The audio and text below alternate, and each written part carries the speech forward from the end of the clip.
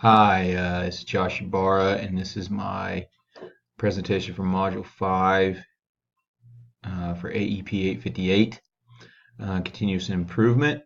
I currently teach at Medicine Lodge Junior Senior High School. It's in South Central Kansas. The pictures I have on here, the one in the bottom corner is, or left corner, is the front of our school building, and then the bottom right-hand corner, our football field. And in the top right corner is our basketball stadium and our court. And I put those on there for a couple of reasons that I'll be talking about later, dealing with the improvement issue. But anyway, okay, who are we? When looking at the information, the data that was on our, on the state site, there's not a whole lot. There's nothing much with the diversity because our school doesn't have a whole lot of cultural diversity or racial diversity.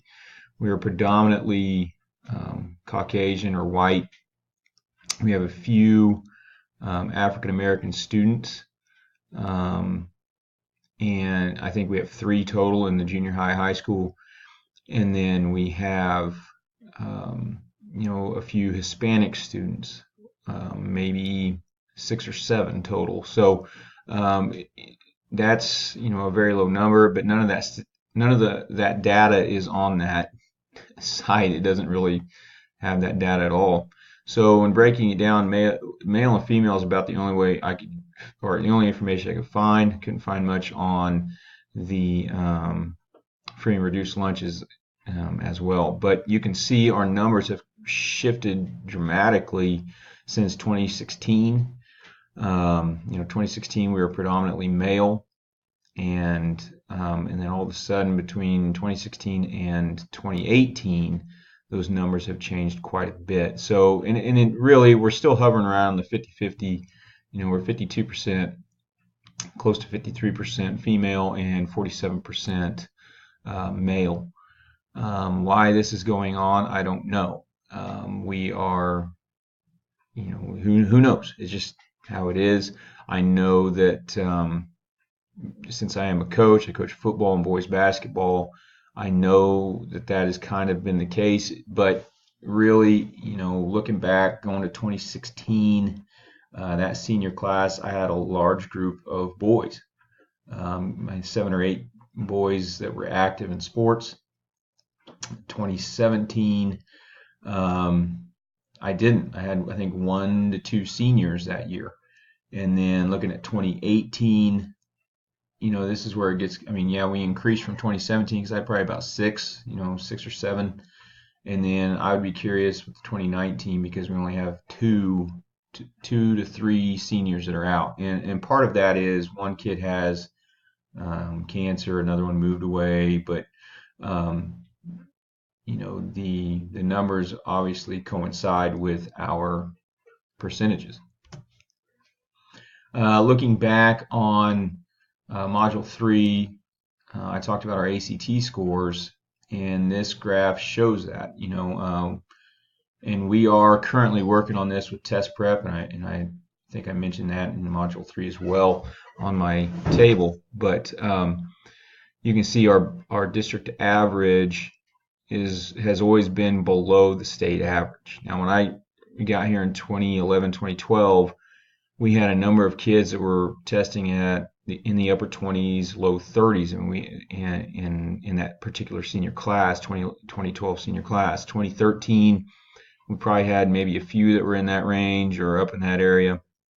And then 2014, you can see where our numbers dipped, and I know for certain we had one kid in that class that scored a 32 or a 34, but there were a number of kids in that class that just weren't very good test takers or did not care about the ACT. 2015, numbers bounced up just a little bit, but once again, we had a good group of kids who scored probably upper 20s, low 30s, but we also had a bottom number that was probably bringing us down quite a bit because there were a lot of kids in that group, and you'll see on the next graphic that just really didn't care about academics whatsoever. 2016 still below, but we had I think that class as a whole cared about their academics more than the previous two classes. 2017, not as much. There were a few kids in there, but most of them didn't care quite as much. But during that time span, the state average was also dropping, so that number kept us, close as well. And then in 2018, that group, you had some that cared but didn't test very well, and you had others who just did not care. So we know, and our principal is very adamant, and this is something gained through um, talking with him in interviews, very adamant, not only him, but our counselor and our school district in general, about raising these scores, because the ACT is looked at, especially when it comes to scholarships. So very important that we get these scores up.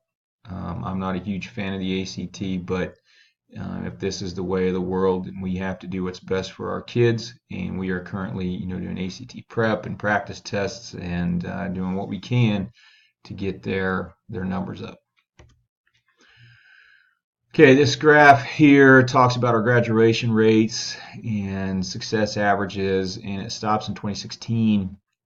And once again, talking about those classes, when I got here, that first bit of data there is 2012, and that would have been my first year, and we had a very, very good group of kids who really pushed their academics. But there were some kids in that class as well that either got kicked out of school for different issues, and didn't focus on their academics as much. So you can see the success average and the effective averages are quite a bit lower. I mean, not even 50% of what our graduation rate was.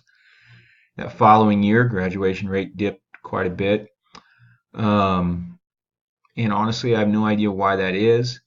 I was trying to remember what happened that year, and thinking back on the kids that were in that class, and I can't for the life of me remember why that happened. But you can see their success rate was much higher. So that class was very interesting in that we didn't have a lot of kids we didn't have as many kids that were big on academics. And so when I got here, some of the current teachers told me, yeah, they're a challenge. They're a bit of a challenge. I actually enjoyed that class quite a bit, but they were not very motivated in the classroom. But you put them out in the workforce, and they were extremely motivated. And a lot of them have gone on to do very well in the workforce, and that's probably why you see that success average as high as it is. So, just kind of an interesting dynamic there. 2014, you had some very good academic kids. You can see that number went back up from 86 to 90% as far as graduation rate. But then you see the effective success rate, how it dropped. I started to see more laziness, I think, just overall laziness about this time. Like I said, the year before you had kids who weren't very motivated in the classroom, but you put them out to work and they were very motivated. Whereas this is where I started to see kids who were not motivated, period.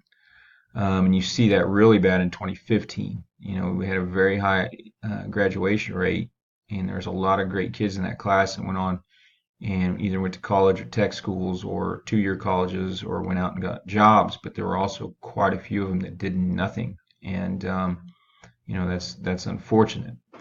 And then in 2016, it bounces back up a little bit because that was once again a group that was pretty focused academically as well as motivated outside of that. And I would say 2017 would be fairly similar to 2016, maybe a little bit lower numbers. And I would venture a guess that 2018 would be a little bit lower as well, but it's hard to tell with just having graduated.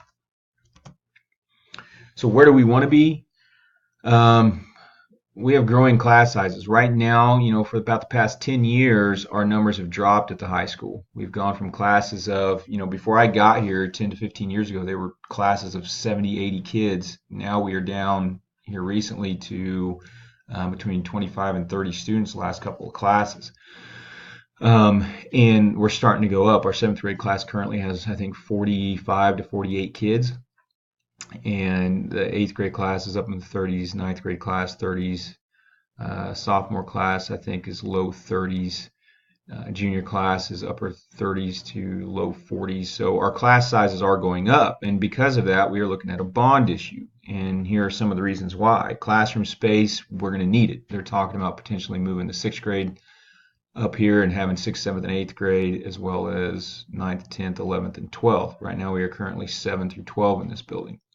And the reason for that is the elementary school is packed because we have a large number of kids down there. Our class sizes are growing.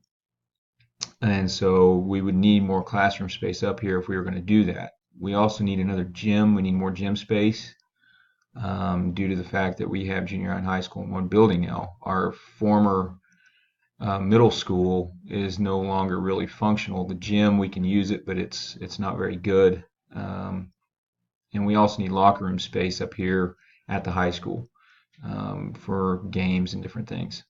We'd also like to add an arts wing where we can have our band and choir, as well as our forensics and theater, and then have an auditorium for not just us but the community. You know, it'd be community-wide use, and that is something that is being currently looked at with this bond issue. Obviously, we want to increase our test scores. Talked about that here. Talked about that in Module 3, getting from our average ACT scores in the teens up into, we'd like to see us above the state average. You know, we'd like to see that number up in the 21, 22 range as far as an average, with the majority of our kids, or at least a solid group of our kids, in the mid 20s to pushing the 30s. But we are working on that. We have put a lot in place to help us out there.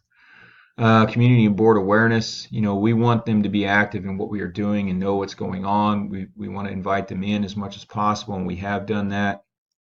We have a few that do that, you know, as far as board members. Not as many community members come in and see what's going on a regular basis, but that is something we would like to increase. Because the more they see, the more they are involved, especially now if we're trying to pass a bond issue, and they see the things that we need. You know, a lot of these people haven't been in here since they graduated high school back in, you know, the early 90s or mid 90s or early 2000s or even before that. And so they have no idea the issues that we have as far as just upgrading our school and our technology to catch up with the rest of the state. Students communicate more when all are connected. So making sure that we are including them and having that line of communication open, that way they feel like they're a part of what we are trying to do. And if we can do that, then we feel like we can get a lot more accomplished. So that's who we are, that's what's going on, and that's where we want to be.